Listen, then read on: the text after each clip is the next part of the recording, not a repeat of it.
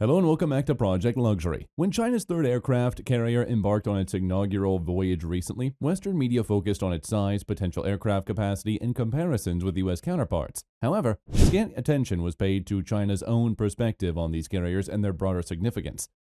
Beyond their operational capabilities, which enhance the People's Liberation Army Navy's capabilities, these carriers symbolize China's commitment to an informatized warfare strategy and bolster its strategic narrative on military prowess domestically and internationally. The Fujian's 8-day sea trials marked the beginning of a series of tests. China's state media celebrated the milestones, emphasizing its significant 80,000-ton aircraft carrier with indigenous electromagnetic catapults, a departure from China's previous carriers Liaoning and Shandong, which were based on Soviet designs using ski jumps. Some Chinese experts hail the Type 003 Fujian as the most advanced conventionally powered aircraft carrier globally. China's small but expanding fleet of aircraft carriers is poised to significantly enhance its operational capabilities in future conflicts. The first two carriers, equipped with J-15 fighters carrying air-to-air missiles, have been practicing fleet-to-air defenses for PLA Navy surface vessels. The new Type 003 Fujian, featuring a larger flight deck and 3 electromagnetic catapults, will be able to launch a greater number of a variety of aircraft, including those equipped with anti-surface and land attack weapons. In March, the Liaoning, China's first carrier, resumed service after a year-long overhaul. As it departed the shipyard, its flight deck showcased a mock-up of the J-35, a new Chinese fifth-generation fighter akin to the U.S. F-35 Lightning II.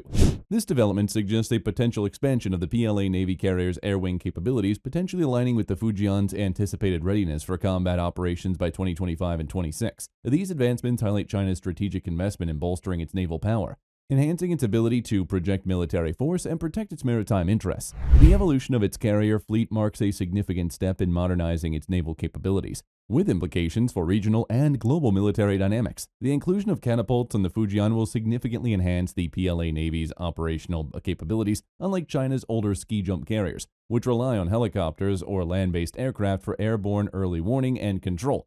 The Fujian will be capable of launching larger AEW&C aircraft like the KG-600, similar to the U.S. Navy's E-2D Hawkeye. This advancement will transform China's carrier operations, enabling task groups to operate independently and extend their range from Chinese territory, supported by powerful airborne radar providing continuous battlespace awareness.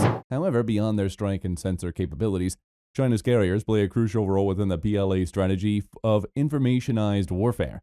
Here, the emphasis lies on system-of-system competition rather than individual weapons or platforms, facilitating multi-domain integrated joint operations. Within this framework, China's carriers serve as a pivotal at-sea command post. The Liaoning houses the PLA Navy's Aircraft 1 First Task Group command post, resembling a U.S. carrier strike group command structure. Similarly, the Fujian is expected to host the Aircraft Carrier 3rd Task Group command post, while other large vessels like Type 055 Renhai-class cruisers or Type 075 Yushin-class amphibious assault ships also served at-sea command posts. Carriers are specifically designed as flagship vessels. They feature advanced command, communication systems, and ample space to accommodate task group command staff. China's perspective on its aircraft carrier program transcends mere military doctrine. Rooted in historical context often overlooked by the West, China's narratives about its navy and carriers are deeply intertwined with its national identity and historic grievances. A poignant example is the Battle of the Yalu River in 1894, where the Qing dynasty's Beiying fleet suffered a humiliating defeat, highlighting the crucial role of naval power in national strength during China's century of humiliation. From World War II to the Falklands War, Chinese military scholars recognize the pivotal role aircraft carriers played in global conflicts, shaping China's aspirations for such capabilities since 1949. Despite setbacks due to financial constraints and technological barriers, and for the PLA Navy and the Chinese populace, the aircraft carrier program signifies more than technological advancement. It embodies the resolution of historical injustices and symbolizes China's resurgence on the world stage. The immense national pride associated with these carriers is evident, underscored by the Fujian's maiden voyage following the PLA Navy's 75th anniversary celebration in April. This milestone coincided with the PLA's centennial goal to achieve a world-class military by 2049.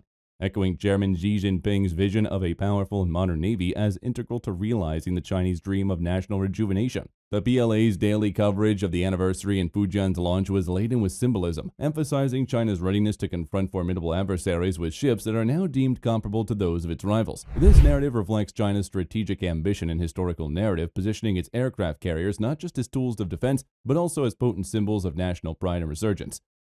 The Fujian's official commissioning is still pending, marking a 2-year gap since its launch in June 2022. In contrast, China's second carrier, the Shandong, embarked on its maiden voyage within a year of its 2017 launch. Chinese military analysts attribute the delays of the Fujian to the integration of numerous new and advanced technologies. It's expected that the carrier will undergo additional sea trials over the next year or more before formally being inducted into the PLA Navy. Following the commissioning of China's first aircraft carrier in 2012, outgoing Chinese Communist Party chairman and President Hu Jintao articulated Beijing's aspiration to establish itself as a major maritime power. The Fujian exemplifies the realization of this ambition, not only through its enhanced operational capabilities, but also by bolstering Beijing's Kuznetsov-class carrier Riga. It was later named Voyage.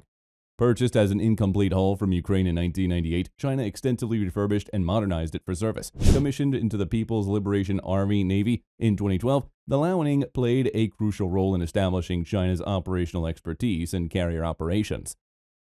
Following the Liaoning, the Shandong represents China's leap into domestically produced aircraft carriers. Launched in 2017 and commissioned in 2019, the Shandong is an improvement over its predecessor, featuring modernized systems and enhanced air-wing capability. It is considered a symbol of China's growing indigenous shipbuilding capabilities and strategic ambitions in the maritime domain. However, the pinnacle of China's carrier ambitions is the Type 003, known as the Fujian.